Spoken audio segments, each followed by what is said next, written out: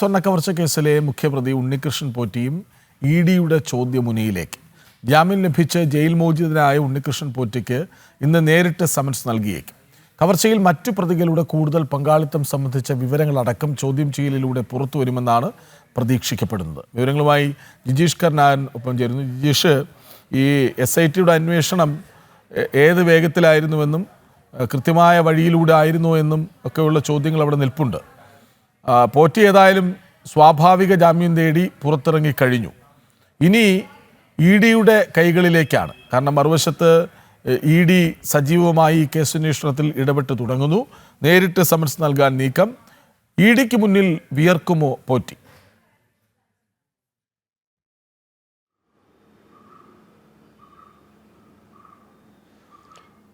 കൃഷ്ണരാജ്, ആ ഒരു ചോദ്യം തന്നെയാണ് ഏറ്റവും പ്രശ്നം. കാരണം ഇഡിയെ സംബന്ധിച്ചിടത്തോളം SIT കണ്ടെത്താത്ത നിരവധി, അല്ലെങ്കിൽ SIT മനഃപൂർവ്വം വിട്ടുകളഞ്ഞ നിരവധി വിവരങ്ങൾ കൂടി ശേഖരിച്ചുകൊണ്ടും തെളിവുകൾ മുന്നിൽ വെച്ചുകൊണ്ടുമുള്ള ഒരു ചോദ്യം ചെയ്യലിലേക്കാണ്, ആ ഒരു ചോദ്യമുനയിലേക്ക് തന്നെയാണ് ഉണ്ണികൃഷ്ണൻ പോറ്റി എത്താൻ പോകുന്നത്. സ്വാഭാവികമായും അവിടെ നേരത്തെ SITയുടെ ചോദ്യങ്ങൾ തയ്യാറാക്കി അതിൽ മൊഴി രേഖപ്പെടുത്തിയ ഘട്ടങ്ങളിൽ ഒന്നും തന്നെ പരാമർശിക്കാത്ത നിരവധി വിവരങ്ങളുണ്ട്.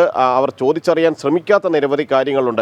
എൻഫോഴ്സ്മെന്റ് ഡയറക്ടറേറ്റിനെ സംബന്ധിച്ചിടത്തോളം പ്രധാനമായും അവരുടെ അന്വേഷണം കള്ളപ്പണ ഇടപാടുകളുമായി ബന്ധപ്പെട്ടാണ് എന്നതുകൊണ്ട് തന്നെ പോറ്റിയുടെ സാമ്പത്തിക ഇടപാടുകൾ അടിസ്ഥാനമാക്കിയായിരിക്കും കൂടുതൽ വിവരശേഖരണം അന്വേഷണ സംഘം നടത്തുക. അതിലേറ്റവും പ്രധാനമെന്ന് പറയുന്നത് ബംഗളൂരിലടക്കം വൻ സ്വത്ത് സമ്പാദനം ഉണ്ണികൃഷ്ണൻ പോറ്റി നടത്തിയിട്ടുണ്ട്.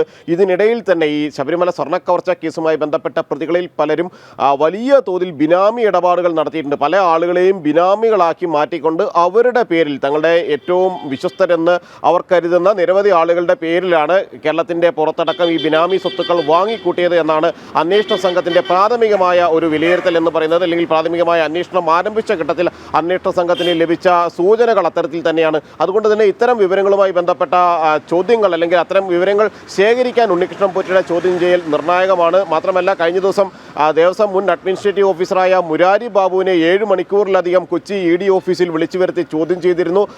മുരാരി ബാബുവിൻ്റെ ചോദ്യം ചെയ്യലിലും ഉണ്ണികൃഷ്ണൻ പോറ്റിയെ പറ്റിയുള്ള പരാമർശങ്ങൾ നിരവധി തവണ ഉണ്ടായിരുന്നു. ഈ കേസിൻ്റെ മുഖ്യ കണ്ണികൾ അന്വേഷണ സംഘം കണ്ടെത്തിയതുപോലെ തന്നെ SIT നേരത്തെ പറഞ്ഞതിനും അപ്പുറം ഉണ്ണികൃഷ്ണൻ പോറ്റിക്കുള്ള പങ്കാളിത്തത്തെ സംബന്ധിച്ച് വിശദമായ ഒരുപാട് കാര്യങ്ങൾ അന്വേഷണ സംഘത്തിന് മുന്നിൽ മുരാരി ബാബുവും നൽകുകയും ചെയ്തിട്ടുണ്ട്. അതുകൊണ്ട് തന്നെയാണ് ഉണ്ണികൃഷ്ണൻ പോറ്റിയെ ചോദ്യം ചെയ്തുകൊണ്ട് മാത്രമായിരിക്കും പ്രധാനമായും അന്വേഷണം മുന്നോട്ട് കൊണ്ടുപോവുക കഴിയുക എന്ന് മനസ്സിലാക്കിയാണ് ഏറ്റവും ആദ്യം സമൻസ്. കഴിഞ്ഞ ദിവസം എൻഫോഴ്സ്മെന്റ് ഡയറക്ടറേറ്റ് വൃത്തങ്ങൾ വ്യക്തമാക്കിയ ഒരു കാര്യം എന്ന് പറയുന്നതും ഉണ്ണികൃഷ്ണൻ പോറ്റി ജാമ്യത്തിൽ ഇറങ്ങുകയാണെങ്കിൽ അതിവേഗത്തിൽ തന്നെ ചോദ്യം ചെയ്യുന്ന നടപടിയിലേക്ക് കടക്കും. സമൻസ് പോലും തയ്യാറാക്കി വച്ചിരിക്കുകയാണ് എന്ന കാര്യം തന്നെയാണ്. ഇത് നേരിട്ട് നൽകുക എന്ന ഒരു നടപടിയാണ് അന്വേഷണ സംഘം സ്വീകരിക്കുക. ഇന്ന് തന്നെ ഉണ്ണികൃഷ്ണൻ പോറ്റിക്ക് നേരിട്ട് ഈ ഒരു സമൻസ് കൈമാറും. അതിൽ ഏത് ദിവസമാണ് എന്നതടക്കമുള്ള കാര്യങ്ങൾ രേഖപ്പെടുത്തിക്കൊണ്ട്, കാരണം ജാമ്യ വ്യവസ്ഥ അനുസരിച്ച് 110 ദിവസത്തിന് ശേഷം ഉണ്ണികൃഷ്ണൻ പോറ്റി ജയിൽ മോചിതനായി. സ്വാഭാവിക ജാമ്യം കൃത്യമായ കുറ്റപത്രം നൽകാത്തത് കൊണ്ടുണ്ടായ ഒരു വീഴ്ച, അല്ലെങ്കിൽ SIT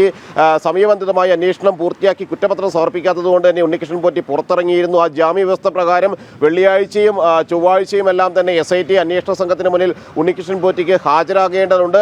അത് ഒഴികെയുള്ള ദിവസങ്ങളിൽ ഉണ്ണികൃഷ്ണൻ പോറ്റിയെ ആവർത്തിച്ച് ചോദ്യം ചെയ്യുക.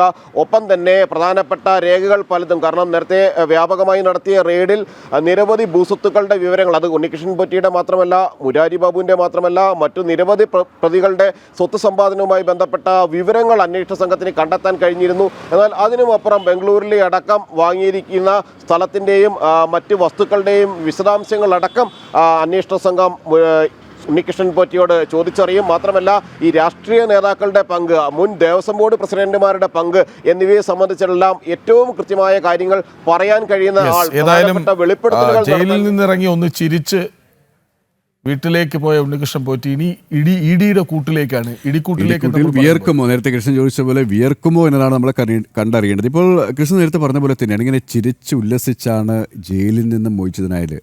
പ്രതികൾക്കൊക്കെ ഉറപ്പുണ്ട്. കാരണം ഈ SIT അന്വേഷിച്ചു കഴിഞ്ഞാൽ ഇവിടെയും എത്തില്ല. കാരണം സ്വാഭാവിക ജാമ്യം ലഭിച്ചു, 90 ദിവസത്തിൽ കുറ്റപത്രം സമർപ്പിച്ചിട്ടില്ല. ഇനി തുടർ നടപടികളും ആ രീതിയിൽ ഇഴഞ്ഞു നീങ്ങുകയാണ്. അത് തന്നെയാണ് അവരുടെ ശരീരഭാഷയും ആ ഒരു സന്തോഷം. നേരത്തെ മുട്ടിൽ മരമുറിയിൽ നമ്മൾ പറഞ്ഞതുപോലെ കേന്ദ്ര ഏജൻസികൾ വന്നാൽ മാത്രമേ BJP അത് ആവർത്തിച്ച് ആവശ്യപ്പെടുകയാണ്. കേന്ദ്ര CBI തന്നെ വരണം എന്ന്.